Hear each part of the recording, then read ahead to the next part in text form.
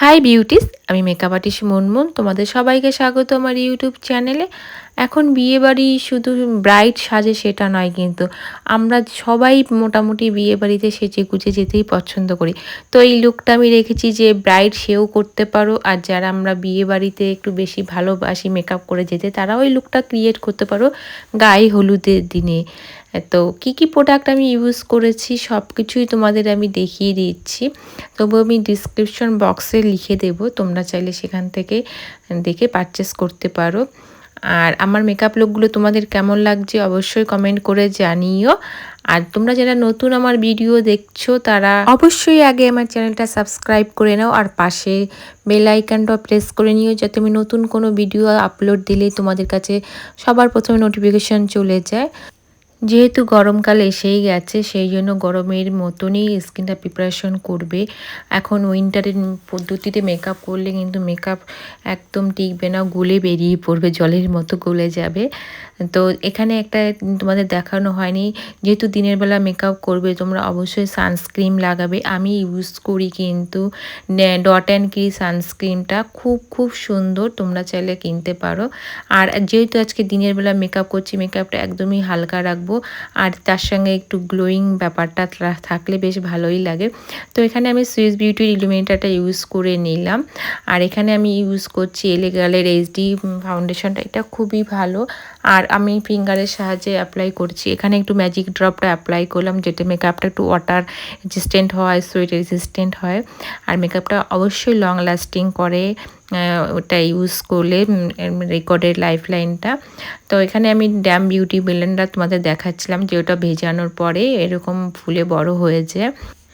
আমি ভালো মতো ব্লেন্ড করে নিয়েছি ফাউন্ডেশনটা।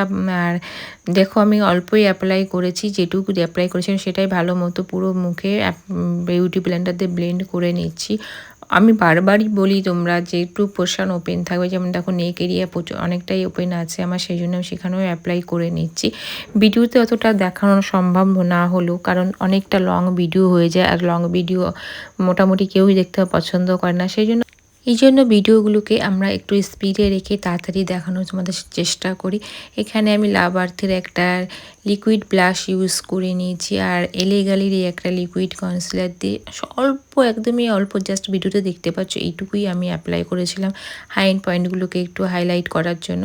আর সাথে সাথে আমি আইলিডও কনসিলার অ্যাপ্লাই করে নিলাম মেকআপটা তাড়াতাড়ি করার জন্য। এখানে আমি বিউটি ব্লেন্ডার দিয়েই অ্যাপ্লাই করছি। যে সাইডে আমি ইউজ করেছিলাম ফাউন্ডেশন, সেই সাইডে তোমরা কিন্তু হাইলাইট কনসিলারটা অ্যাপ্লাই ব্লেন্ড করতে পারো, সরি।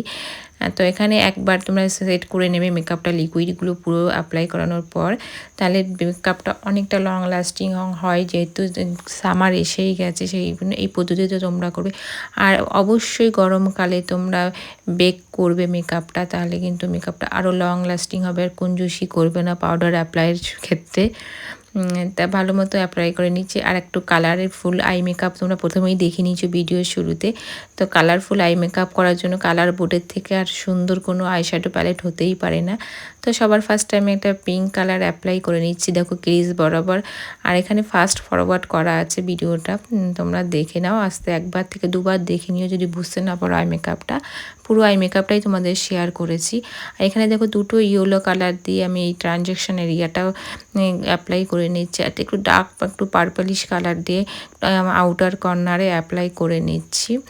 আর একবারে আমি এক চোখ করেই দেখাচ্ছি, কিন্তু আমি সাথে সাথে দুটো চোখই একবারে করি, তো পুরো ভিডিওটা লম্বা হয়ে যাবে অনেক বেশি, সেই জন্য আমি দেখিয়ে দিচ্ছি একটু একটু করে।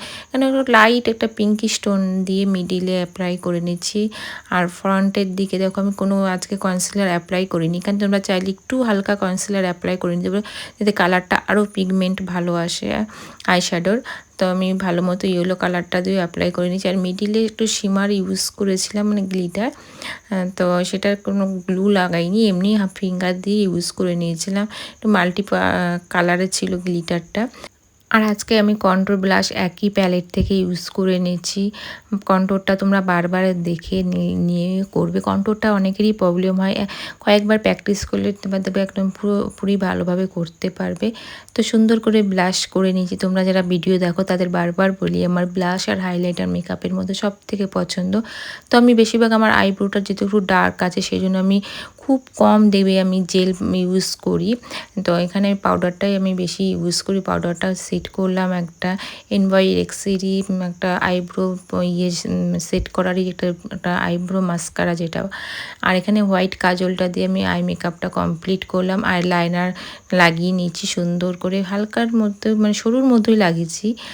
তো পুরো আই মেকআপটা তোমাদের কেমন লাগলো অবশ্যই কমেন্ট করে জানিও। এই মেকআপ লুকটা তোমরা হোলিতেও করতে পারো। হোলিতে অনেক কালারিং আই মেকআপ হয়।